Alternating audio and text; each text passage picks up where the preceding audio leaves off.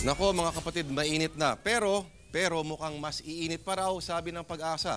Kita dito sa ating Metro Weather Tracker, wala masyadong ulap na namumuo po sa bansa, lalo na dito sa Luzon. Kaya naman tagos sa atin ang init ni Haring Araw. Talaga hari siya ngayon. Andiyan na pa rin kasi yung ridge of high pressure area na umaabot sa 34.9 degrees ang init dito sa NCR ngayong araw. Sa taya ng Pag-asa, dito rin sa Metra, posibleng mas tumaas pa yan at umabot hanggang 36 degrees Celsius sa mga susunod na araw mga kapatid.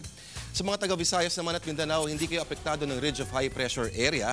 Pero summer pa rin, kaya asahan na titirik ang araw. Pero alerto pa rin dapat sa mga biglaang topak ng panahon sa hapon o gabi at baka umulan o umambon dyan sa inyo. Pero maiba tayo.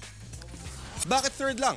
Bakit third lang tayo sa ranking ng travel website ng CNN sa listahan ng pinakateribleng mga syudad sa buong mundo para mag-drive? Hindi pwede yan. Dapat tayo ang number one. Number one.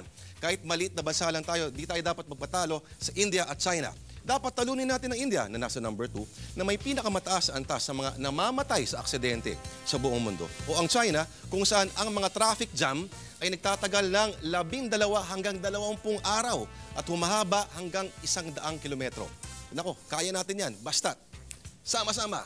At yan ang ulat pa noon sa ngayon. Ako po si Lord De Vera nagsasabing, basta driver, sweet lover.